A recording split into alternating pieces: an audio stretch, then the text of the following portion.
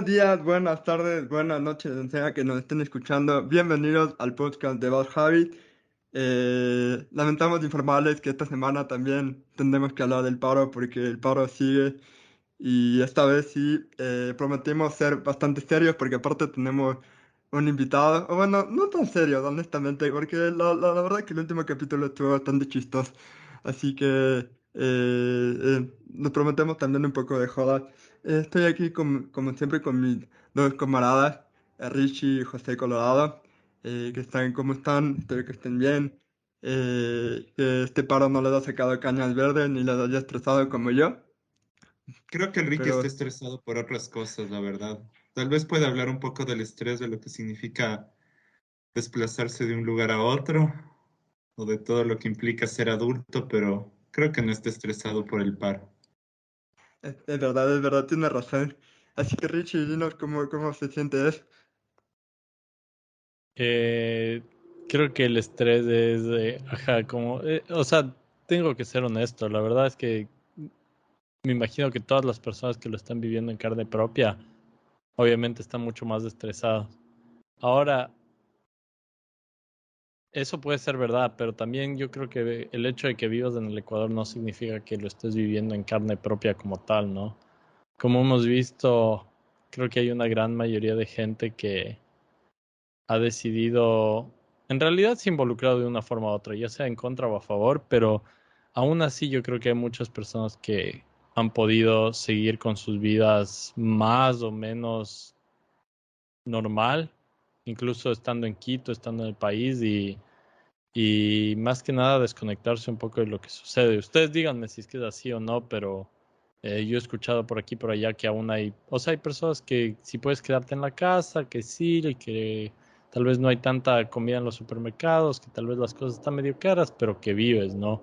Y creo que eso dice mucho de la situación del país también, porque hay gente que literal está muriendo ahorita eh, en estas manifestaciones, así que es denso que exista siquiera ese tipo de condición. Yo sí, o sea, sin excusa, hasta acá no llega el paro. Eso les puedo decir. Al menos no más allá del estrés emocional. Te acabo de recordar que en el chat dijiste que estabas muy aburrido y que ya que levantan al lazo, así que yo no olvido, Richie, yo no olvido. Aquí tienes el periodista fiscalizador que, que, ¿cómo es la palabra? Que mataste fuentes, no sé, no sé, sí, acabas de una metáfora rara, pero bueno, hoy tenemos un invitado, como les dije, y traemos de vuelta al politólogo y cofundador de medios digitales, de proyectos digitales como el Mosca, que siempre que viene acá, a pesar de que ha venido pocas veces en comparación a otros invitados, siempre es un honor tenerlo acá porque tiene unos análisis sobre la política ecuatoriana muy lúcidos. Y aparte es uno de los invitados que tiene el honor de haber logrado más views en nuestro canal cuando hablamos sobre Gloria Álvarez, que fue uno de los primeros capítulos. Y es también, curiosamente, el video nuestro que tiene más dislikes en el canal.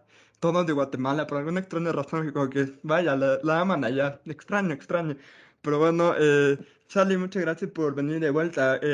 ¿Cómo has pasado? Mi primera pregunta para ti es cómo has vivido estos paros que aparte te han tocado cubrirlos, ¿no? ¿Cómo ha sido para ti eso? No sé si es tu primera vez cubriendo el paro, no sé si tú en las protestas de 2019 vimos que hicieron algo parecido, pero ¿cómo ha sido toda esta experiencia para ti?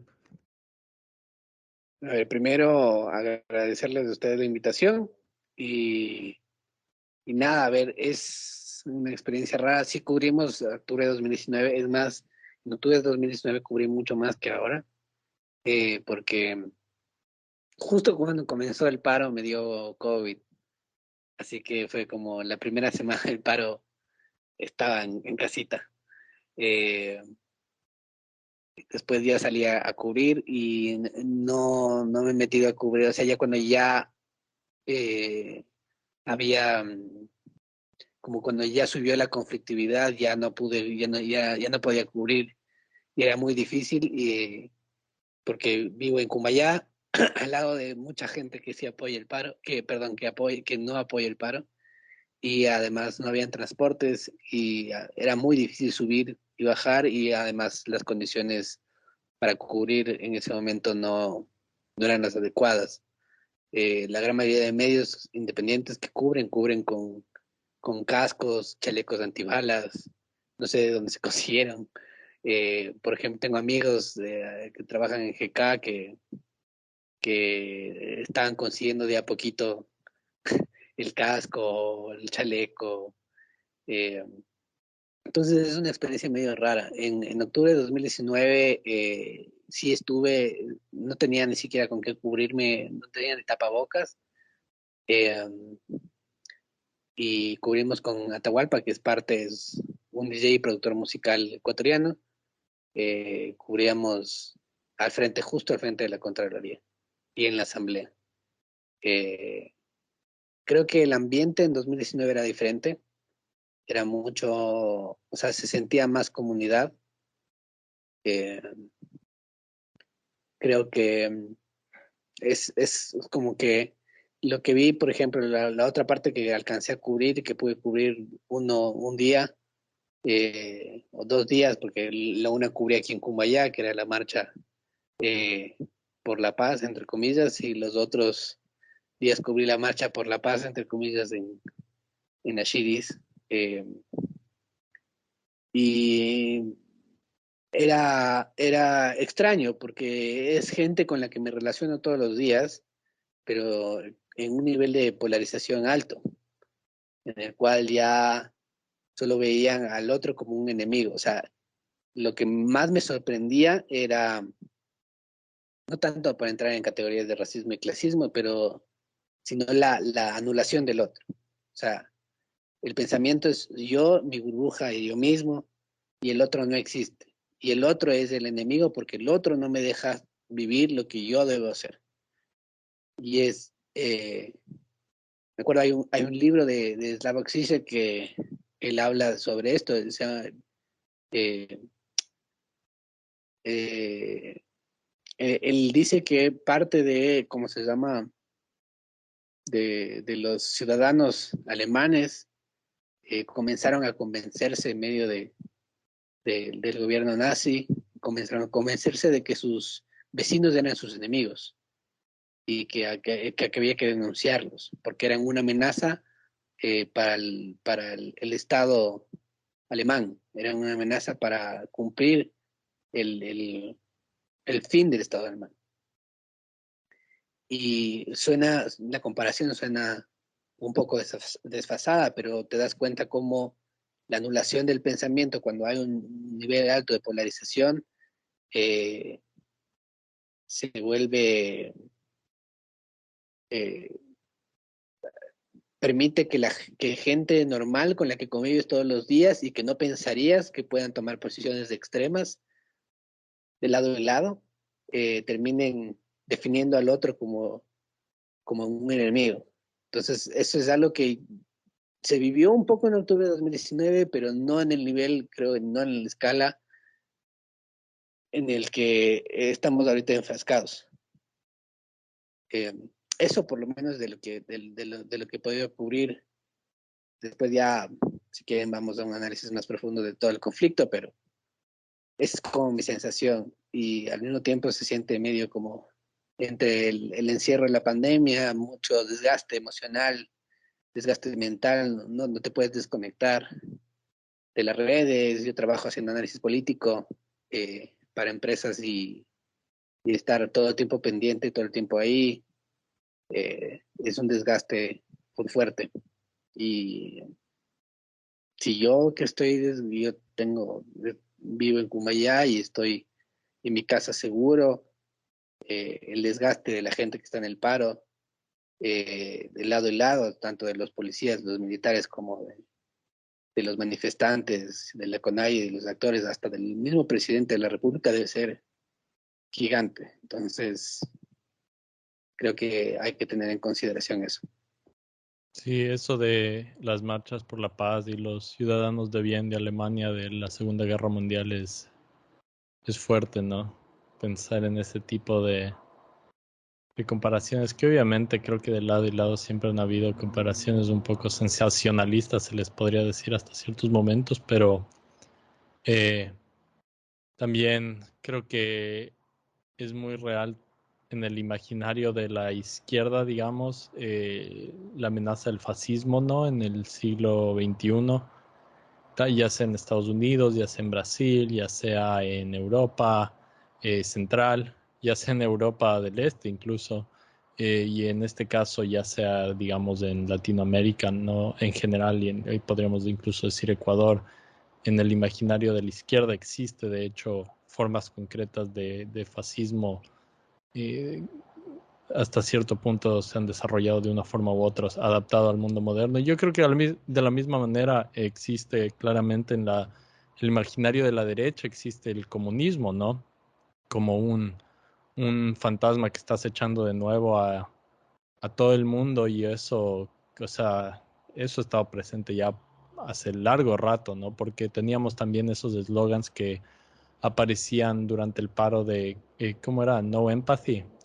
Y una de las líneas que tenían curiosamente en esa línea de mercancía era no empathy con los comunistas, ¿no? Entonces es muy interesante ver que tanto el fascismo como el comunismo siguen vivos, al menos en el imaginario de estas diferentes facciones políticas, y supongo que la pregunta y parte de lo que deberíamos hacer en círculos tal vez de discusión como este, no sé si lo hacemos o no, es tratar de entender si es que ese imaginario se manifiesta realmente en alguna realidad social. Así que, ¿ustedes qué piensan? ¿Son fachos los ciudadanos de bien o no? Cacho, cacho. Pregunta trampa, pregunta trampa. Se ponen a sudar, ya les veo. También podrían responder si es que creen que la CONAIE es comunista y que ISA es el próximo Kim Jong-un de Latinoamérica. Yo diría que esa es como la discusión primaria, la que está en la superficie. ¿Han visto el meme del iceberg? Esa es la discusión que está arriba en el tope del iceberg. La discusión que está abajo, en realidad, creo que tiene mucho que ver con la identidad y el reconocimiento en Ecuador. Eh, hay para mí dos estructuras en pelea, dos contratos en pelea, dos contratos sociales. Un contrato social que es republicano, que viene después de la colonia y que tiene influencia francesa en la estructuración del Estado y como esta construcción del Estado nacional.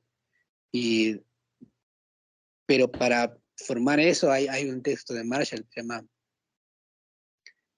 Ciudadanía y Clase Social, de Tim Marshall, y hace un análisis de cómo se construye cómo se construyó la ciudadanía en Inglaterra. Y lo interesante para mí de ese texto es que él entiende que la ciudadanía se construyó para garantizar los derechos, el derecho a la propiedad. O sea, el tener un estatus igualitario de ciudadano te permite tener acceso a vender tu mano de obra y a también comprar y ejercer derechos de propiedad. Eh, y esto, ¿por qué es importante? Porque si uno se pone a pensar en el Ecuador, el problema básico es que no hay, que los estatus, los estancos sociales de la colonia sobrevivieron como instituciones informales.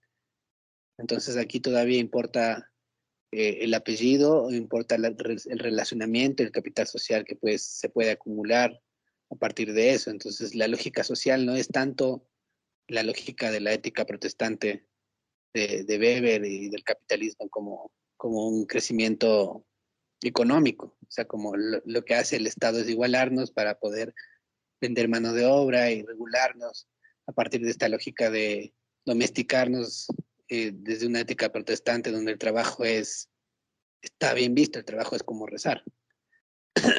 En cambio, nosotros venimos de una lógica jesuita, entonces el trabajo viene de bien común y además dentro de esa lógica jesuita hay un contrato social previo, que es un contrato civil eh, instituido por un teólogo sobre la soberanía, que es Francisco Suárez.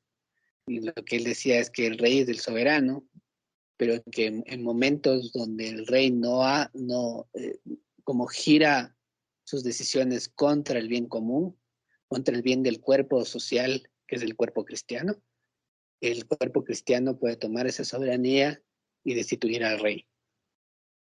Y ahí se configura también como una figura del ciudadano de bien. Es como el cuidador, es el que cuida al resto, el que cuida al rebaño y hace el bien común. Y eso, los jesuitas instituyeron eso en la colonia con los criollos. Entonces los criollos estaban encargados de la parte financiera, del acceso a capital, algo que no tenía nadie más. O sea, el resto, los pardos, los indios y los demás no tenían acceso, mulatos y demás, no tenían acceso a acumulación de capital, no podían tener bancos, nada de eso. Y tampoco tenían acceso a salarios. En cambio, los criollos sí. Y al mismo tiempo les educaban para ser líderes espirituales para su comunidad y líderes políticos. Entonces tenían acceso a capital y tenían acceso a liderazgo político social. Y si trasladamos de eso, te das cuenta que esas instituciones del ciudadano de bien se mantienen como una figura fantasma, como un fantasma detrás de las instituciones estatales y siempre están en choque con las instituciones estatales. O sea, todas estas instituciones informales que quedan como hábitos, como costumbres, como formas de trato social que salen siempre inconscientemente como tú no sabes quién soy, o instituciones informales que disputan los servicios que hace el Estado, como es la Junta de Beneficencia de Guayaquil, frente al Estado, que oferta los mismos servicios que el Estado en Guayaquil y que está hecho por los nobles y los notables guayaquileños, como un sentido de rebeldía frente a el Estado nacional. Ves que siguen sobreviviendo y que estas estructuras al final siguen sobreviviendo y están justificadas y tienen como una justificación histórica. Y eso hace que la identidad se defina la identidad del mestizaje. En realidad yo diría que en Ecuador es muy difícil trazar que exista indígenas por una razón, porque el mundo de lo indígena, a menos hay muy pocos que podrían realmente configurarse como indígenas porque viven aislados de la sociedad, no sufrieron el proceso de mestizaje, para bien o para mal, como lo está dominando. Pero el mundo indígena, el mundo indígena que hubo previo a la colonia desapareció. Y no lo digo yo, lo dice Bolívar Echeverría. Que dice como el punto es, el mundo en el que ellos habitaban ya no existe. Pero como llegaron los españoles, la respuesta fue habitar, cohabitar, canibalizar el mundo español y volverlo parte del mundo nuestro. Eso es lo que Bolívar Echeverría expresa un poco con estos barrocos. Entonces, al final lo que queda es este mestizaje que ha sido narrado como una forma de blanquitud, quieta, cerrada, y que tiene que ser de diferentes maneras, tiene que ser como este ciudadano de bien. Y del otro lado, rechazando, o sea, la identidad de la gran mayoría de la población del Ecuador se ha creado en la negatividad del otro.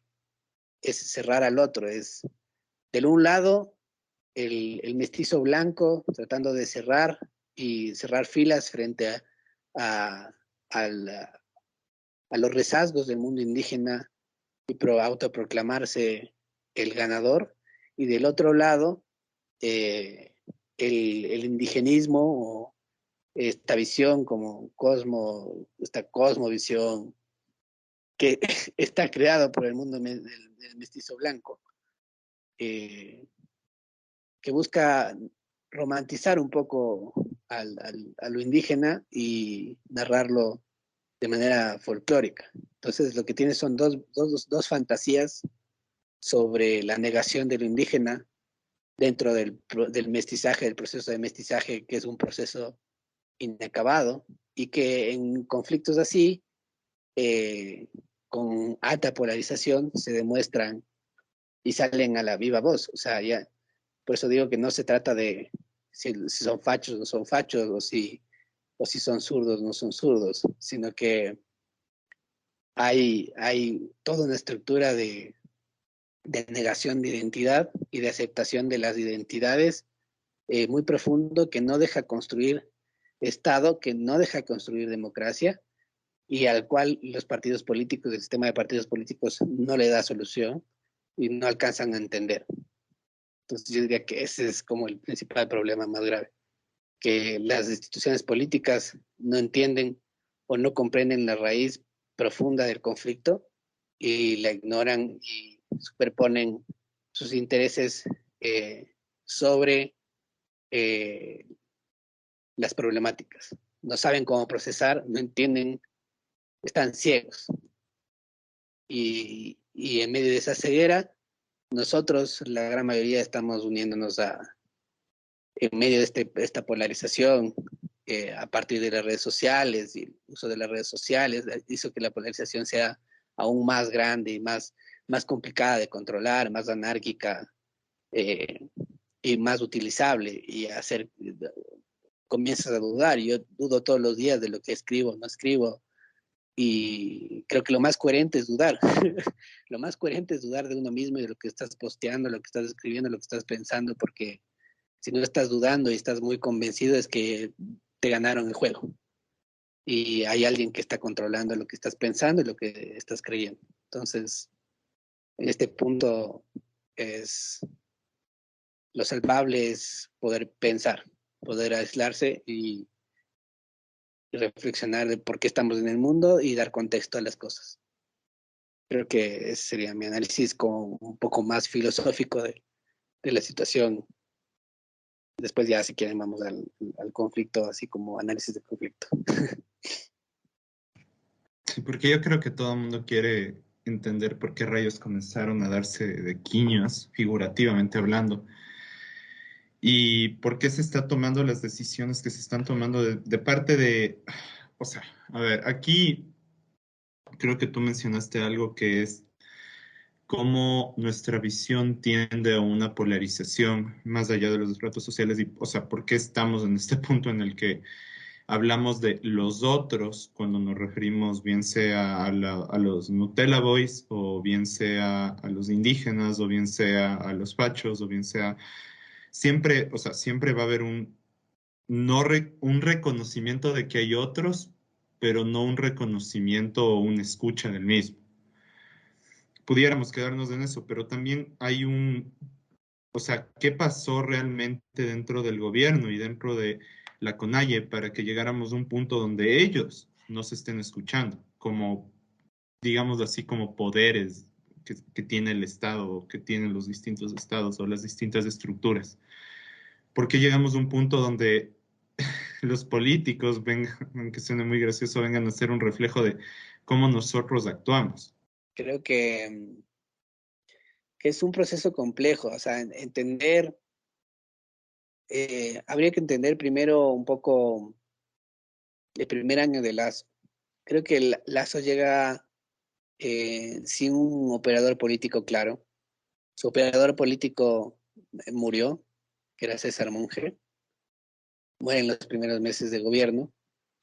Eh, y además de eso, creo que hay errores adentro mismo desde el comienzo del gobierno. El gobierno entra en una elección que polarizó, fue muy polarizada entre la primera y la segunda vuelta. La primera vuelta, no hay que olvidar que Lazo pasa por 30.000 votos a la segunda vuelta. Y con marchas indígenas exigiendo recuento de votos o sea, hay que analizar también la votación de la primera vuelta, en donde uno ve el mapa del Ecuador y ves que la gran mayoría de la votación, la gran mayoría del país votó territorialmente, no en cuanto en votos, sino territorialmente votó por la opción de Pachacuti, por Yaco, y que solo en la costa votó por Arauz y por y la sierra centro para la sierra para arriba, votaron por Lazo. Entonces ahí ves como una configuración de país que te mostraba que ya habían problemas. Y si retrocedemos un poco más, en el 2019, Pachacuti, que es una de el segundo partido político con más ganancia detrás del Partido Social Cristiano, muchas con alianzas estratégicas en territorio. Entonces eso te está mostrando que ya había un clivaje ahí muy fuerte y además consultas populares por el agua, que ganaron por consulta popular por el agua en el Azuay en la última elección en 2021, que ganó por más del 70% en el Azuay, Cuenca. Entonces, habían ya problemáticas en territorio que eran obvias y que ya estaban ahí, que habían sido como tiradas un poco, controladas dentro del gobierno de Correa, muchas veces con represión. Correa también controló mucho como los hilos de financiamiento de la CONAIE. La CONAIE no actúa solo, no es un organismo que actúa solo. Es una articulación de diferentes organizaciones y de diferentes intereses, donde también están ONGs ambientalistas, defensores de derechos humanos, medios comunitarios. No todos quieren, no son como un enemigo y quieren hacer el mal, pero todos tienen intereses en común. Las ONGs y las fundaciones viven a partir de fondos de proyectos medioambientales o proyectos que tienen que ver con desarrollo, con los ODS, en territorio, parte, o sea, por ejemplo, uno se pregunta por qué Cotopaxi sigue siendo una de las provincias más pobres del país, cuando fundaciones, ONGs, iglesias católicas, cristianas, de todo, han ido a hacer proyectos ahí y sigue siendo una de las provincias más pobres del país. Entonces, hay una deuda histórica, estructural, de reconocimiento, pero un reconocimiento que no solo se trata de decir somos un país plurinacional y multicultural, sino de hacerlo firme en territorio. No se trata de regalarles, de decir, van a tener una ley indígena. No, no se trata de eso. Ese creo que fue el error grave. Se trata de cómo acortar la brecha de ciudadanía, del ejercicio de la ciudadanía, del estatus de ciudadanía en ese tipo de poblaciones que han sido discriminadas en el sentido de que no pueden ejercer su ciudadanía, ni ellos, ni ciertos tipos de mestizos, y cómo acortar y dar ese reconocimiento a partir de políticas públicas claras que generen la ruptura de esa brecha. Pero no se piensa así, se ha pensado mucho en los indígenas como su capacidad de movilización, su capacidad de generar disturbios, su capacidad de organización, y tanto va al cántaro del agua que se termina rompiendo, dice. Entonces, la parte de la CONAIE tiene un discurso radicalizado, un discurso que busca ya directamente confrontar, porque como fue confrontado por el gobierno de Correa de manera militar y policial, ahí nacen un poco las guardias indígenas y de ahí se estructura como todo. O sea, es ida y vuelta entre el Estado, actores externos como las ONGs o las empresas grandes, petroleras o mineras, o de telecomunicaciones o constructoras, etc., o maderistas, también hay tráfico de madera. Cómo durante décadas no han sido escuchados. O sea, se les escucha, pero no se les hace, y al mismo tiempo, lo que ellos han aprendido, lo que se han construido como hábitos, como formas de negociación, ha sido como casi extorsiones. Hay lógicas en el Oriente, las lógicas de votaciones del Oriente tienen que ver con con trabajo. O sea, la gente no vota porque le des plata, la gente vota porque le asegures que su hijo va a tener un trabajo de acá en 10 años, porque no hay trabajo. Las provincias del oriente son las provincias quizás con menos trabajo, con mayor desempleo. Entonces, ese tipo de cosas de las que no se considera alrededor del conflicto y no se ha considerado históricamente. Ahora, esta es como la reseña histórica de por qué, cómo reaccionan y hacia dónde va. El gobierno de Lasso creo que llega sin apoyo, o sea, tiene un apoyo mayoritario de la gente los primeros 3 meses, más del 70%, por la vacunación, por el exitoso plan de vacunación.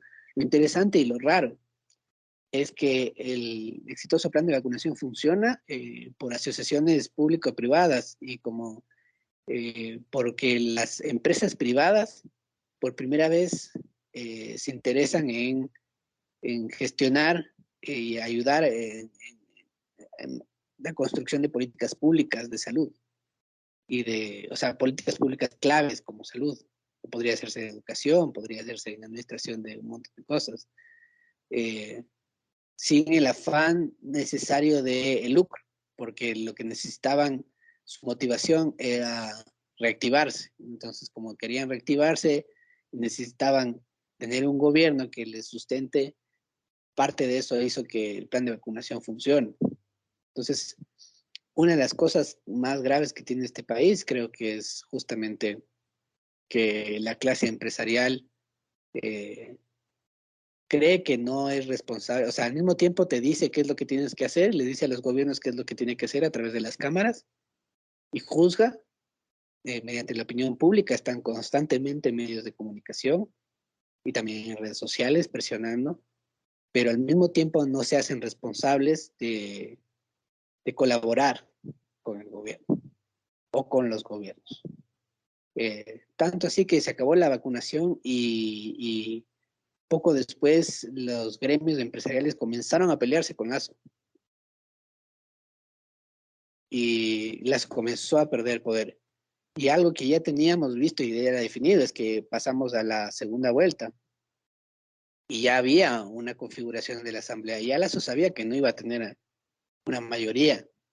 Tenía un pacto, que era un pacto que me parecía en real política adecuado, con el Partido Social Cristiano y con la Revolución Ciudadana.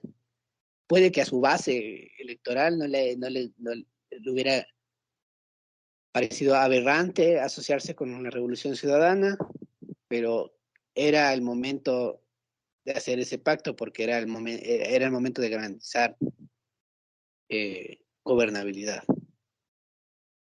Porque la gran mayoría de base del proyecto, a pesar de que ellos dijeron que no, la gran mayoría de base del proyecto de Lasso eran proyectos de ley que tienen que ser aprobados. O sea, por ejemplo, la reforma laboral.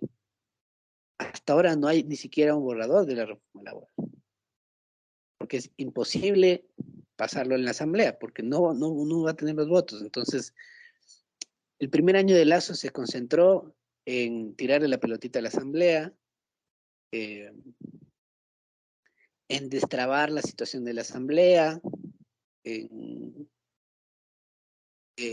fijarse demasiado en qué es lo que hace o no hace la asamblea, si le aprueban o no le aprueban los proyectos de ley, en vez de ejecutar políticas públicas y pensar, hasta ahora no sabemos cuál es la idea de Lasso, lo que sabemos es que quiere atraer inversión extranjera directa. Ya, y que para hacer eso ha sacado 2 proyectos de ley, 3 diría, un megaproyecto que le devolvieran porque era mamotreto, porque no puedes cambiar 20 leyes de un plumazo, o sea, capacidad en el mismo, en gestión de esto, ¿cachas? Y después 2 proyectos de ley, uno que pasó con la abstención de UNES, de la bancada de la Revolución Ciudadana, a la cual después le tiró como que ustedes son los golpistas y hoy ahora lo tira más aún. Y otro que no pasó, porque ya su relación con la Asamblea y su defensa de la expresidenta de la Asamblea, Guadalupe Llori, fue desastrosa. Entonces, el primer año de gobierno pasa casi inadvertido, con nada que promocionar y con mucha queja porque existen problemáticas graves que parecen no tener gestión. Y lo que estamos viendo ahorita en esta gestión de crisis es que pasa lo mismo con la crisis. Parece que no hay gestión. Cada momento cambian de decisión. A una hora dicen una cosa, pasan 2 horas, dicen otra cosa, pasan. Y como para cerrar un poco, durante los 15 días, y yo diría que desde antes, desde el viernes, antes del lunes 13 de junio, Patricio Carrillo saca unos comentarios en redes sociales, los medios de comunicación sacan en redes sociales los comentarios de Patricio Carrillo en contra de Leonidas Issa. Hasta ese momento, el paro se convocó el 20 de mayo. Hasta ese momento nadie sabía que había paro. Nadie sabía que había paro. Fuera de las organizaciones, el FUD, la CONAIE, el ECORUNARI, todos esos sabían que había paro, pero la gente normal, de a pie, el ciudadano común, no tenía ni la menor idea el viernes a la tarde que había paro hasta que Patricio Carrillo habló. Y después, durante ese fin de semana, hubo bombardeo mediático de medios de comunicación con el audio de Issa diciendo que se van a bajar al presidente. Y eso hizo que la gente en Quito, que es la que más consume noticias, se altere y comience a posicionar el paro.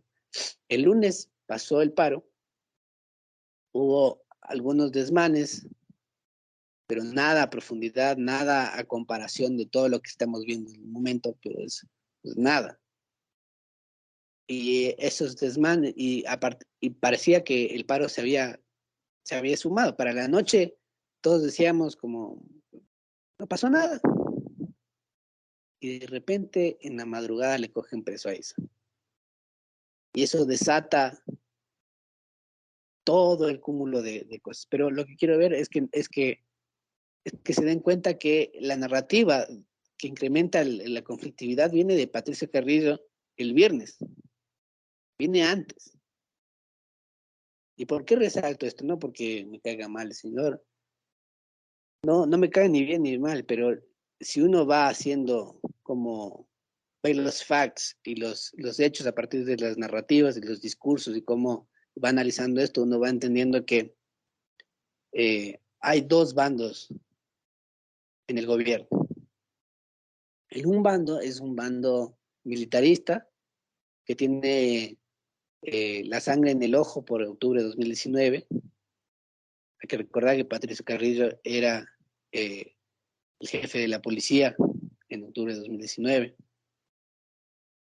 Y que quieren revancha y que ven en la CONAIE que sí tienen guardias indígenas, que sí están entrenados para hacer este tipo de acciones y que tienen un nivel de peligrosidad si es que el nivel de conflictividad aumenta, o sea, están preparados para este nivel de conflictividad y se ha visto en estos 15 días el nivel de preparación, los escudos, los ataques con cohetes, ese tipo de cosas. Están preparados, pero están preparados porque están preparados como para defenderse. Defenderse en caso de que exista represión. Y Patricio Carrillo lo que hace es incendiar porque ellos ven en la CONAIE un enemigo interno. Y lo dicen desde el primer día. Mientras tanto, por el otro lado, Francisco Jiménez quiere dialogar, desde el primer día busca diálogo. El problema aquí es que el presidente Lasso creo que no entienden bien qué significa ser el poder ejecutivo de un Estado. El poder ejecutivo toma decisiones, ejecuta. Entonces, ¿qué significa? Si es que tú dices, estoy abierto al diálogo, buscas la mejor forma de establecer dónde, cuándo y cómo haces ese diálogo. Porque como gobierno, tu deber es garantizar que el nivel de conflictividad no suba. Porque eres el presidente de la República. Lo que haces es procesar el conflicto a través de las instituciones. La democracia es eso, es el procesamiento de conflictos a través de instituciones en diferentes poderes, en diferentes niveles. Y la otra es, para poner una referencia a Star Wars, si vieron el retorno del Sith, la batalla entre Obi-Wan y Anakin, el meme ese de I have the higher ground. Eso es lo que tenía que hacer el gobierno. Así de simple. La CONAIE no está en el nivel del gobierno. O sea, nunca va a estar. A menos de que la CONAIE se vuelva un estado paralelo, un estado armado, y le dispute el monopolio legítimo de la fuerza. El Ejecutivo está por sobre la CONAIE. Y no entender eso y ir de tete a tete, de tú a tú, con una organización social, es un error de negociación. El gobierno tenía que haberse hecho sentir desde el principio y entender que ellos son los responsables de toda la situación. Y este es un problema gravísimo. ¿Cómo podrían haber salido de esto fuera de que tenían que haber gestionado este problema meses atrás, octubre, noviembre del año pasado? ¿Cómo salir? Era muy fácil. Y partiendo de esta lógica de que la CONAIE no está a tu nivel. Lo primero que tienes que hacer es que si la CONAIE no está a tu nivel y la CONAIE te presenta un pliego de 10 peticiones, la mayoría extremadamente complejas y técnicas, como para poder solucionar y decir, te aprobamos de esto, porque adentro de las 10 cosas tienes 1.500 millones de cosas adentro que negociar. En vez de, si sabes que ese petitorio es imposible de cumplir, si sabes que los 10 puntos son imposibles de cumplir, en negociación, si tu contraparte te viene con algo imposible para negociar, tú lo que haces es buscar un tercero que deslegitime la posición del otro, o que ponga en controversia la posición del otro, y que rompa el binarismo entre tú y el otro. Porque si no, siempre va a ser un juego de suma cero. Siempre va a ser mi posición versus tu posición, mi posición versus tu posición, y así vas a ir escalando, y así ha ido escalando 16 días. Y si se dan cuenta, en esos 16 días es básicamente esto. Entonces, cuando tú metes a terceros, ¿qué es lo que tenían que haber hecho? Tenían que haber, el lunes, al comienzo del paro, haber hecho una cadena nacional y llamado a una jornada histórica para un acuerdo de gobernabilidad entre todos los sectores, con los sectores más diversos de la patria.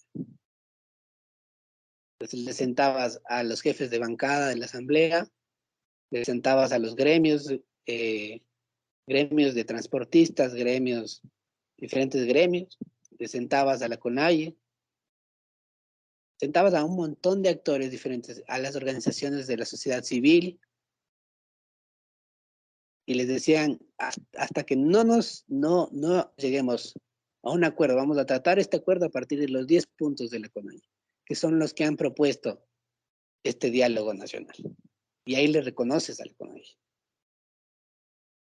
Pero le reconoces no como un igual, le reconoces como yo soy el poder ejecutivo y mi deber es reconocerte como una organización social, como tengo que reconocer al resto de actores sociales, porque yo soy el gobierno del diálogo, yo soy el gobierno del encuentro. Es una gran idea, Charlie, pero ya lo dijo el canciller Holguín, que cuando ganas elecciones, cuando estás de candidato, tu deber es escucharnos, pero ya cuando estás en el poder, ya no escuchan a nadie más, no somos la prioridad. O sea, tú hablas de que eso hubiera sido una gran salida. No sé si que piensas que todavía puede serlo, porque como sabes, ahorita se está debatiendo todo lo de la muerte cruzada, siguen leyendo la resolución, llevan casi 2 horas leyendo una resolución y no entiendo por qué. Yo pensé que a este punto ya van a estar con la propaganda de Betcris poniendo las apuestas de se va Guillermo, quién va a asumir la presidencia, va a ser buen Borrero, pero no ponen nada de eso y está bastante aburrido. Yo pensé que durante el live íbamos a poder tener alguna idea, pero parece que no. Y entonces, viviendo en un país como Ecuador, donde las instituciones de por sí ya son bastante débiles, la posibilidad de que por algún milagro, porque es casi en un 90 seguro que la Asamblea no tiene los votos para proceder a una muerte cruzada, pero en el hipotético caso de que sí tuviera los votos, es una salida lo bastante buena, irnos por una muerte cruzada, convocar elecciones, unas elecciones que yo creo que todos estamos de acuerdo de aquí que Guillermo Lasso no ganaría esas elecciones, porque por sí ya es un gobernante bastante impopular, que todas estas jornadas del paro nacional han desgastado muchísimo más su imagen. Entonces, eh, ¿es una buena salida de la muerte cruzada o crees que acrentaría mucho más el problema de que ir hasta Ecuador, de que no, de que ponernos otra vez en un círculo vicioso que se vivió, por ejemplo, a finales de los 90 y principios de este milenio? Entonces, ¿cómo la ves tú? ¿Es la muerte cruzada una solución para, para, para salir de este lío? Creo que es complejo. Um, Creo que sería, para mí sería el último recurso y no lo haría no lo haría desde el legislativo, sino desde el ejecutivo. Y para mí sería el último recurso.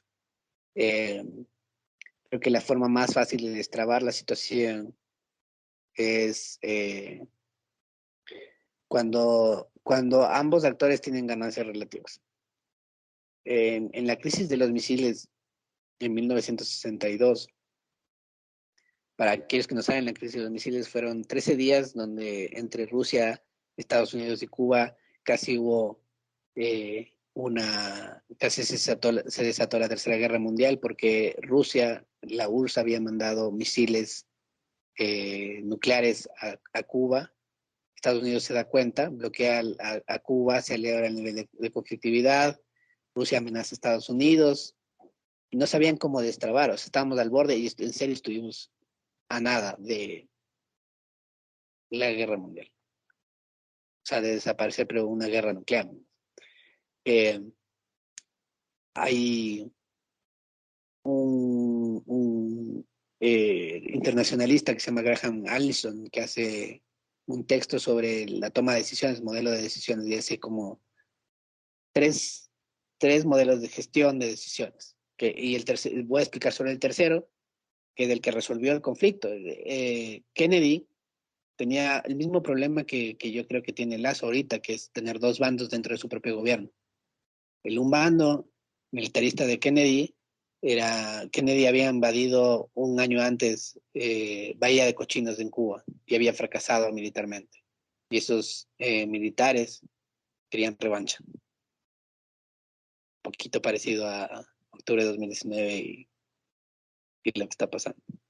Y del otro lado tenías al secretario de Estado Robert McNamara y a Bobby Kennedy y el diplomático no me acuerdo el nombre, de Naciones Unidas de los Estados Unidos, que buscaban una salida diplomática y una negociación.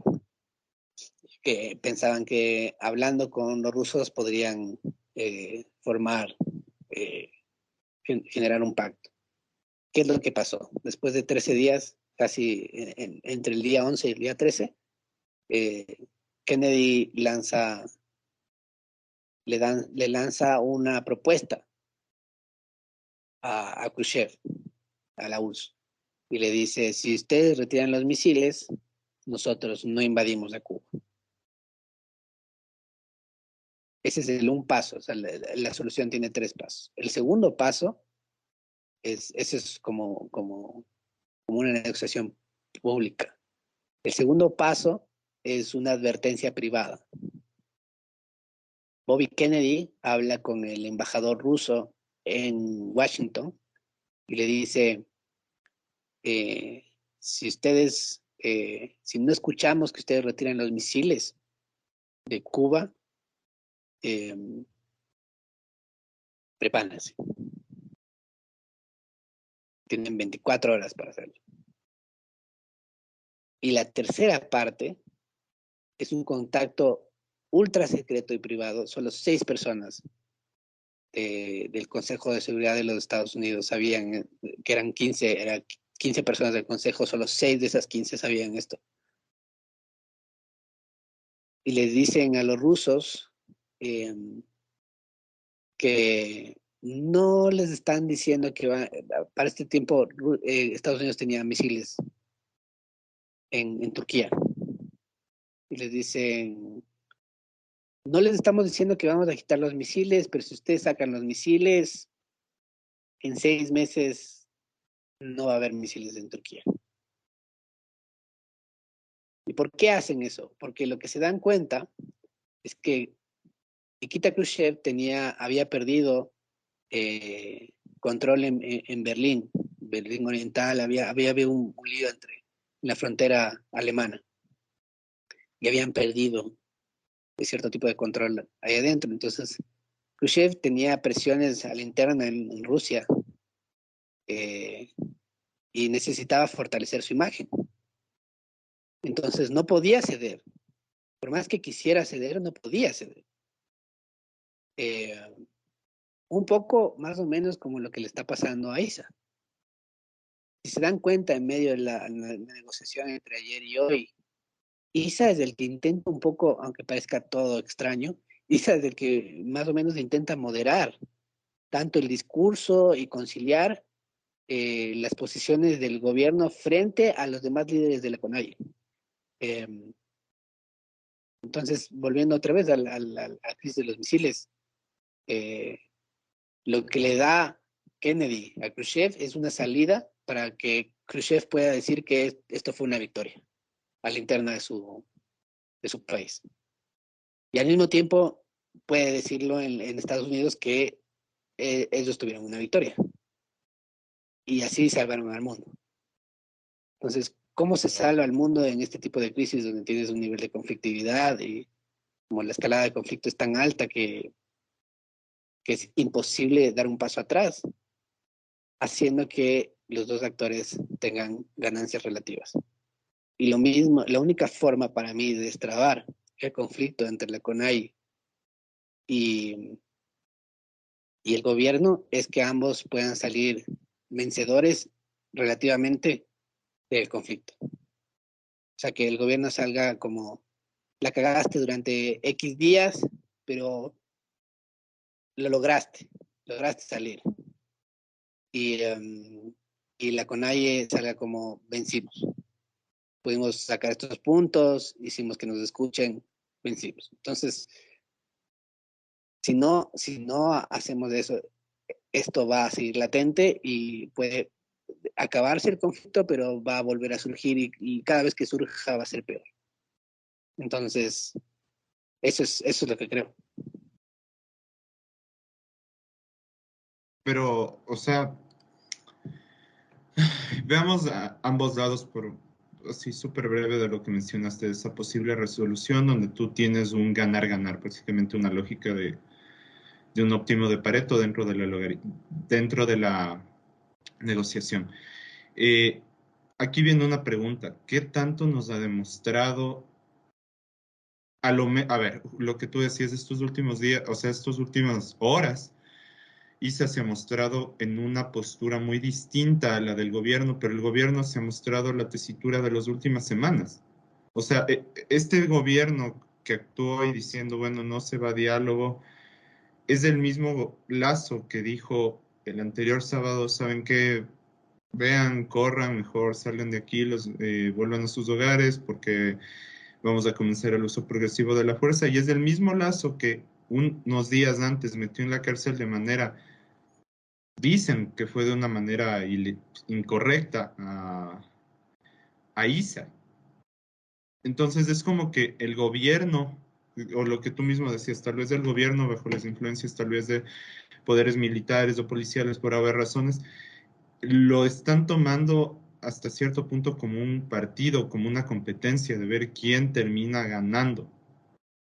Entonces, ¿cómo puede ser que este gobierno tenga, o sea, o cuál es la posibilidad de que este gobierno tenga algún giro real y diga, ¿saben qué? Vuelve el gobierno del diálogo que tanto ofreció. Porque se reconoce, y yo creo que han dado ejemplos de cómo han intentado llegar a diálogo el gobierno y todo eso, y la CONAIE en los últimos días, pero no se estaba llegando a ningún lado. O sea, este problema que explota ahorita viene cargando desde meses, como tú mencionaste, de diálogos fallidos. ¿Cómo puede ser que este gobierno de Guillermín no rompa su propio challenge y supere como peor gobierno que el gobierno de Moreno? Que de por sí era un gobierno que se expresaba mal, se comunicaba pésimamente, pero de alguna forma no estaba tan cerca de caerse como parece que está el gobierno de Lazo. A ver, y, o sea, el problema es que el gobierno es como un dragón de dos cabezas. De un lado el lado militarista y el otro lado el lado que quieren negociar. Ayer salió el lado que quiere negociar, pero el problema fue que no leyeron bien con quién estaban negociando. No, parece que no se entiende bien cómo funciona el mundo indígena y cuál es la lógica de negociación de ellos. O sea, no hay gente ahí que haya negociado con indígenas antes. Algo que sí tenía el gobierno de Lenin, aunque no lo crean. Estaba el que sabía cómo negociar, estaba en Galápagos, pero funcionaba. Había Telegram y WhatsApp. Te juro que ese sí es una bombota y una fuerte declaración que el gobierno de Lenin sí sabía negociar mejor que el que está ahorita. O sea, O sea, te lo juro, pero sabían es entender mejor, sorprendente. sabían entender mejor con quién estaban interlocutando. Ayer con todo el esfuerzo, yo creo que Francisco Jiménez ha intentado por todas las vías eh, dialogar hasta el nivel en el que puede hacerlo y hasta el nivel en el que le dejan hacerlo.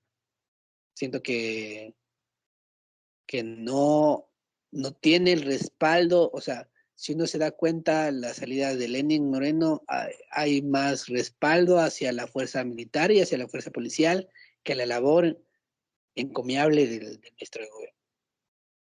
Y eso es triste, porque para mí Francisco Jiménez realmente ha intentado crear un diálogo. Y ayer lo intentó, pero por ejemplo faltaban, si tu punto de traba de negociación es minería, es el decreto 151 y es el decreto 95 de hidrocarburos, ¿por qué no está el ministro de Energía y Minas ahí en esa mesa de negociación? No me puedo explicar eso. ¿Por qué no está el ministro del Ambiente ahí? Para hablar de consulta ambiental, para hablar de lo que dice el decreto 151 en relación a ambiente y desmitificar esta visión ambientalista que pueden tener, porque se dice muy románticamente, no la minería, pero se engloba la minería como algo solo, único. eh, es debatible el extractivismo, el anti-extractivismo, es muy debatible y es un debate que puede ser técnico, pero que al mismo tiempo eh, podría haber enriquecido en ese momento y darle más argumentos técnicos al gobierno eh, y trazar la cancha y definir la cancha desde otros lados, pero no lo hicieron. Entonces es como que el gobierno mostró ayer, al no ir Guillermo Lazo, puede ser por el COVID, no sé, mostró un poco de irrespeto y mostró que en el fondo, o sea, en el fondo, Lazo escucha más a su burbuja de asesores y a lo que eh, la gente que está en contra del paro dice. Y como presidente tú no deberías escuchar ni a un lado, o sea, no deberías tomar decisiones por un lado o por otro lado, deberías tomar decisiones por todo, por la seguridad del Estado y por todos los ecuatorianos.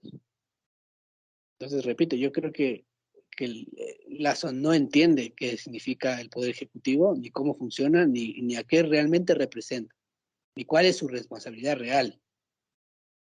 Y eso es preocupante. Entonces, no sé cómo, o sea, creo que el gobierno tiene que tomar una decisión, tiene que entender que si continúan en el mismo plano de conflictividad y decir, ustedes son el enemigo, lo único que va a hacer es que el conflicto se salga de las manos de la CONAIE, y si se sale de las manos de la CONAIE, también se le puede salir de las manos del gobierno.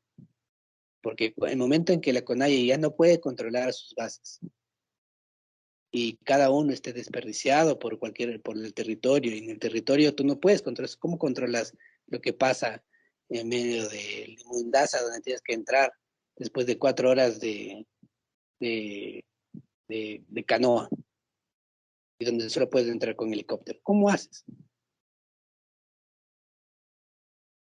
sea, ¿cómo le dices no ataquen? Es lo que no entienden, como están jugando con fuego a tratar de dividir a la CONAIE por adentro. Y, y eso lo único que va a hacer es que el nivel de conflictividad suba. Sin hablar que hay que desescalar el nivel de conflictividad en la sociedad civil, en los que no están parte del paro, pero que han tomado parte por un lado o por el otro lado. Porque eso es lo preocupante, porque eso va a hacer que el conflicto siga latente y pueda resurgir y resurgir y resurgir. O por un estallido social, o una guerra civil, o bien por elecciones en donde salga un Bolsonaro de izquierda o un Bolsonaro de derecha.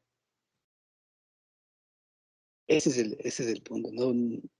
Si no bajas la conflictividad, si no desescalas el conflicto y encuentras una solución en conjunto, es muy difícil. Se ven días negros si no pasa eso. Perfecto, ya estamos llegando casi al final del episodio, así que no sé si Richie tienes una última pregunta así para concluir. No, la verdad creo que Charlie cubrió todo muy bien. Más que nada, solo agradecerte por todas esas... Bueno, no empecemos con las despedidas porque falta la pregunta random, así que si no Dale te con la preguntan, pregunta pasa la random, pregunta random. entonces. El Emilio Ajá, siempre perfecto. se muere por su pregunta random, todos los episodios. Así, ajá, y como Charlie no había venido todavía esta segunda temporada, hemos cambiado una especie de tradición así para destensionar sobre el tema y hablar por un ratito de otras cosas. Em, es una pregunta random que no tiene que ver en su mayor parte con el tema, no tiene realmente nada que ver con el tema, un poco sí. La semana pasada con Richie nos puso un escenario que sería muy interesante, que él dijo que una de las razones con las que Ecuador se pudiera conciliar con el mundo indígena y que un poco estas cosas no pasaran tanto es si es que alguien de la CONAI o un candidato indígena llegara a ser presidente del Ecuador. Eso sería, o sea, eso sería una gran solución para poder taclar algunos problemas, ¿no? Eh, pero nosotros, o sea, yo al menos le dije, no creo que eso sea posible, al menos no ahora, porque por muchas cuestiones de las que hemos hablado precisamente en este podcast. Entonces, Charlie, a mí me gustaría preguntarte más bien a todos, porque todos respondemos a esta pregunta. ¿Qué crees que es más fácil, tener un presidente indígena en Carondelet o que Ecuador gane el Mundial de Qatar 2022? ¿Qué es más fácil? ¿Qué es más probable, mejor dicho? Así que te doy ¿Qué para que más respondas probable? primero tú. Sí, ¿cuál es más posible? Más probable, un gol de Gonzalo Plata en la final. Gonzalito Plata mete el gol en la final y le ganamos a, a Brasil. Y somos campeones del mundo. Eso creo que es más fácil. Por lo menos hoy. Si tendría que apostar hoy a Ecuabet, creo que le iría a eso. Fuertes declaraciones. Aunque tal vez seas mejor con las apuestas que nosotros. Y Generalmente no posiblemente apuesto con tan el bien. análisis político también. Así que en esta situación puede que tengas dos ventajas. No lo sé. O sea, yo a veces te juro que prefiero equivocarme que tener la razón. Es verdad. Es, Desafortunadamente hay veces es que feo. preferiríamos estar incorrectos, pero desgraciadamente, como cuando pusimos el Lazo Challenge al principio del podcast y del mandato de Lazo, parece que se está cumpliendo y que Sí, Lazo ha por Dios, excedido no, todas nunca, nuestras nunca más vuelvan a expectativas. retar a un presidente a hacer una gestión peor que la del anterior, porque por lo visto, no sé si Se puede. espiritualmente escucharon el podcast, pero lo está logrando increíblemente. Así que entonces creo que todos estamos de acuerdo con la posición de Charlie. No es fácil que ganemos el mundial, que eso pase así, que ya ahí la tienen. Ahora sí, es cierto, José ahorita me avisó que la asamblea ya está votando, pero no vamos a alcanzar a analizar eso. Desgraciadamente Sí, me parece. literalmente falta, o sea, para que cachen el momento y la hora que estamos grabando, falta un solo voto. Parece que hay una persona ausente, entonces, no sé, y No, literalmente estoy viendo en ¿cuánto un van? canal de YouTube que lo están narrando como partido de fútbol, así como que acaba de ingresar, Es que así ya debería son ser, ¿no? tres asambleístas más, está cerca y es como que, la verdad, esto no es un partido de fútbol, pero bueno, aunque sea, le dando un poco de sazón, tal vez del Pinzón, si estudiara Ey, periodismo deportivo en algún punto, pudiera dar el Lazo Challenge ya desde una perspectiva más futbolera, pero bueno, eso no lo van a tener hoy por lo visto. Así es, por lo visto no va a ser hoy, pero si es que llegara a pasar algo, dejaré abajo en la descripción de este video que habrá muerte cruzada, pero honestamente creo que es más probable que el Barcelona vuelva a ganar en Casablanca que esto. Así tranquilo, viejo, que... que vamos a ganar. Y yo creo que Charlie es de Barcelona, ¿no? Sí, acá todos somos de liga Sí, y siempre vamos a estar dolidos por habernos ganado. Ídolos. no Pero sé, bueno, yo gané una copa en tu estadio.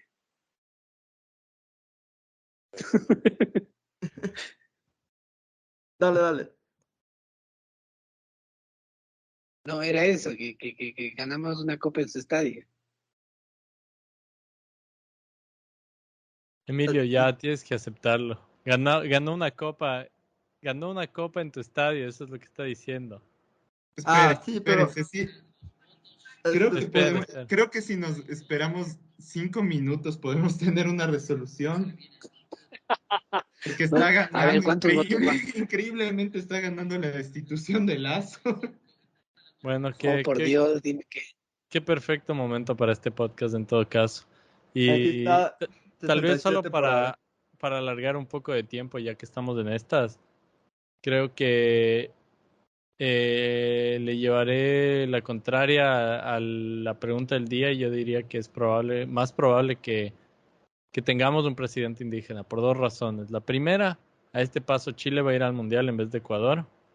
Y aún más importante, si es que Chile sí va al Mundial, es posible que vaya porque se cae la presidencia de Lazo y el Estado ecuatoriano termina disolviéndose, en cual caso la CONAE se volvería esencialmente un segundo Estado, como describió Charlie en el episodio al principio, cuando decía que le quitan el monopolio de la violencia al Estado. Así que sí, nos estabas amenazando con unos buenos momentos cuando estabas describiendo esa posibilidad y parece que hay chance que se vuelva realidad. Así que esperemos 5 minutos más a ver qué pasa. A ver, Rap- 37 votos en contra, Ajá, son 100. faltan nueve votos más y está salvado el Lazo, por lo visto. Yo en la mía tengo Igual, 72 votos a favor, así que Sí, no sé. igual si se queda y con más de 72 votos, o sea, si se queda con pocos votos, eso quiere decir que no tiene legitimidad mucha. O sea, no logró ni siquiera convencer a la gente que debería haber convencido. Sí, si se queda con ¿Qué eso, la habrá verdad pasado? ya qué vergüenza que se retire O sea, voluntariamente nomás. ¿qué habrá pasado? Me encantaría ver los chats del bloque del IDE, como ver las puteadas internas no, pero es que sí deberíamos hacer esto, que no sé qué, porque somos de izquierda democrática y representamos justicia social con libertad, y otros diciendo, no, pero es que Correa y ni sé qué, y que eso debe ser una delicia ver ese chat y ver las incongruencias ideológicas de una bancada. Esto de Correa es interesante también porque creo que ha sido el fantasma y el cuco, ¿no? Que nunca deja de acechar al Ecuador. Como el comunismo. Pero sí, como el comunismo, pero en realidad un poco más, menos glamuroso, por así decirlo. Pero, Claro. eh, o sea, en este punto hemos oído de Es, todo, ¿no? Escuchamos incluso de esa periodista que se le burlaba. ¿Quién era? Cuando empezaron a hablar del correísmo y le decía, señor, por favor, está en Europa, Correa, ustedes son el gobierno oficial, ustedes son los que tienen el poder, así, ¿por qué está hablando de este señor que está en Europa? Así que ya no debería ser relevante. Pero supongo, mi pregunta ¿es realmente aún relevante o no? Y hasta, ¿hasta qué es punto que relevante? es relevante mientras siga siendo un significante vacío para entender el conflicto en el Ecuador. O sea, mientras la gente le siga queriendo como un padre, o sea, o una mala relación, no logras superar el trauma. El Ecuador no logra superar el trauma. En realidad, como Correa mascara y articula el trauma colonial que hablé durante el capítulo, eh, y lo configura a partir de él mismo. Entonces, como que todo ese símbolo de odio que antes decían está en indio de mierda, longo de mierda, cholo de mierda, todo eso es ahora Correa de mierda. Entonces, todo es Correa. Correa es la totalidad que simboliza todo lo negativo. Y ese es el problema. Mientras no superemos a Correa como el interlocutor negativo o positivo de nuestra realidad, no va a cambiar. Para eso hay que dejarle ir, como a las exes tóxicas. Sí, Correa es nuestra ex tóxica. Todos lo sabemos. Mal plan. Tanto Es los de Voldemort. izquierda como de derecha. Ajá.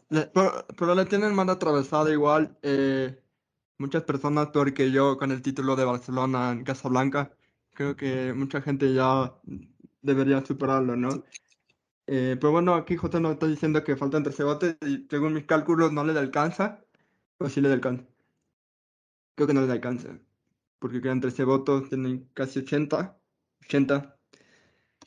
Parece que no por el momento, pero cualquier cosa puede pasar. Están 80 a... mm, mi streaming no se ve los votos de en contra, creo que son 42. Son 42, 9. ¿9 en blanco? ¿O cuáles son los 9? ¿Ausentes? sí, 9 en blanco, 9 abstenciones. Hasta ahorita. 9 Faltan 7 abstenciones. por contar ahorita. Quiero saber quiénes son los que se abstuvieron? Esos Que den son lo explicación peor. de voto. Ya con los 6 votos, básicamente Guillermo Lazo se salvó, pero tiene 80 votos en contra en la asamblea y 9 personas que se portaron un poco tibias. Chuta, la va a tener complicada.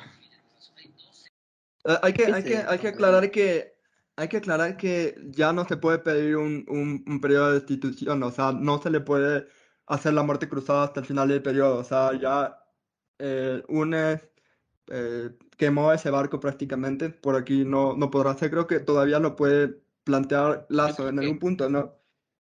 un es que Lazo puede plantear, ¿no? Con un decreto nomás. UNES quemó el barco hace ya mucho tiempo, yo diría. Para mí, UNES comenzó a perder el sentido, pero como completo, el momento que se abstuvieron en la ley de inversiones. No, perdón, la ley de la reforma tributaria. Ahí, ahí perdieron todo el sentido desde su propia base. Y se han concentrado tanto en el odio y la reivindicación que, a ver, 82, 11 abstenciones, 42 en contra. Puta. O sea, no le alcanza, pero ya es una votación. No alcanza, Son, pero son tampoco da 12, una. son 12 Son 12 abstenciones. que esas 12 abstenciones hubieran hecho que efectivamente, ponle que 6 tenías casi. ¿Cuántos son 90 ahí? No me acuerdo cuántos 90 ahí. 92, son 90, 92. ya. Esas 11 abstenciones lo han salvado a Guillermo Lasso prácticamente, pero es muy interesante saber que tiene más votos en contra, o sea, a favor de que se le destituya que en contra de que se le destituya. Entonces, creo que hasta dentro de la asamblea se salva prácticamente por, creo que, no sé cómo han votado, pero me imagino que por los votos del Partido Social Cristiano, de la Izquierda Democrática. Y de los que creo que por ahí se salva el presidente. Y es muy interesante justo lo que acaba de decir Charlie. Me había olvidado prácticamente que uno entendió su voto de la reforma tributaria y que ayudó. No tengo pruebas como que decirte el 100%, pero tampoco tengo duda de que ayudó a que Glass salga de la prisión. Que creo que le volvieron a meter. La verdad le perdí la pista a esa noticia porque ha pasado todo esto. Pero es verdad que UNED apoyó la reforma tributaria del presidente Lasso y creo que pero bueno, tendremos que esperar a ver qué pasa los siguientes días, a ver qué decisiones toma tanto el gobierno como la CONADE, como todos los actores que están involucrados en esta crisis política que vive el Ecuador. Muchas gracias, Charlie, por haber venido. Siempre es un placer charlar, analizar contigo. Tanto que hemos pasado 1 hora 20 minutos, casi 20 minutos hablando contigo porque ha sido una conversación, como siempre, muy, muy interesante. Espero que puedas volver pronto. Le deseo a Barcelona suerte para la final de este año. Espero que sea contra nosotros y que nosotros tengamos revancha, porque en el fútbol siempre hay revancha. Y que obviamente se cumpla la previsión y Ecuador pueda, yo creo que un poco atrevido a ganar el mundial, pero que llegue lejos, ¿no? Así que por mi parte, muchas gracias por haberte venido y como siempre es un placer charlar contigo. Más bien, oye, más bien, Charlie, hay algo pendiente que no hicimos durante las Olimpiadas y era buscar un comediante que se drogue para ver algún partido de fútbol. Sería Algo muy así, interesante. algo así al estilo de, ¿cómo se llama? Del buen Snoop Dogg, reaccionando a la naturaleza, pero a esta vez reaccionando al mundial. Entonces, eso creo que queda pendiente. Sí, se puede hacer tranquilamente, con gusto. Por si acaso, para informaciones, ya quedaron 81 votos a favor, 14 abstenciones y 42 en contra. Hay maneras de salvarse y luego está la de Guillermo Lasso. Creo que ni él mismo entiende en este punto cómo sigue en el poder. Eh, Justamente así recalcaban que es prácticamente la primera vez que se llega a este punto con un presidente. Eh, Creo que, o sea, Guillermo Lasso oficialmente se queda por tema democrático. Él tiene un trabajo muy difícil de entender que Lasso Challenge era solo un meme y que no debía tomárselo en serio. Pero bueno, veamos qué sucede más adelante. Veamos y ojalá haya entendimiento y que el próximo podcast de la próxima semana encuentren un país ya con algo más de acuerdos. Acaban de decir que van a votar de nuevo o algo así. No, no Ah, creo. sí, Pero Van a Dilma creo que rectificar. metió mal el dedo. A la mierda. Está peor Van a que votar de de nuevo. Game of Creo Thrones. que, bueno, ¿saben qué? Verán, si es que en 20 minutos estamos sin presidente, nos conectamos un rato más, ya. Esa es la promesa. Para discutir un segundo de Ok, ok. que, No hay problema. Ya los veré cuando no tengamos presidente en todo caso. ajá, si Es no, que bueno, este es el fin del capítulo de hoy. Salud, cordiales. Saludos, muchas gracias a todos. Si es que no nos vemos de vuelta. Good night, good morning, and good afternoon. Hasta mañana. No empathy. Hacia Lazo, en este caso.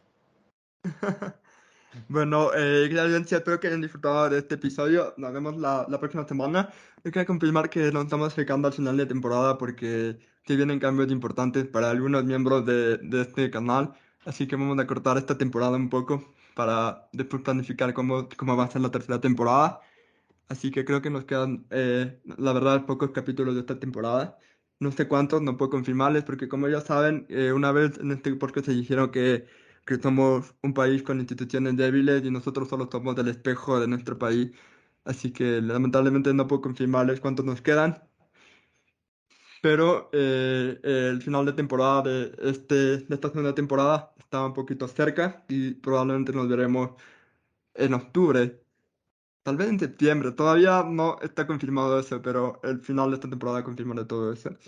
Así que nuevamente muchas gracias Charlie por haber venido. Te deseamos suerte, no sé que el Mosca van a seguir cubriendo todo esto, pero si es que quieren seguir viendo cobertura, que imagino que podrán verlo por ahí. Vamos a dejar las páginas de El Mosca para que puedan ver, si es que lo desean.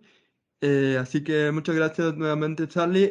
No sé si mis camaradas quieren decir algo más. Si no, ya cierro. José, nada. Richie dice que no, es José.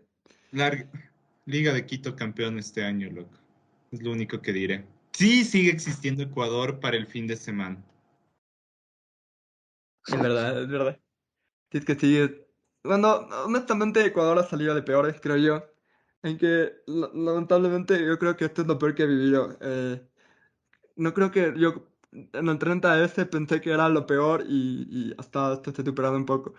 Pero bueno, muchas gracias por haber venido, Charlie, muchas gracias por escucharlo y nos vemos la próxima semana.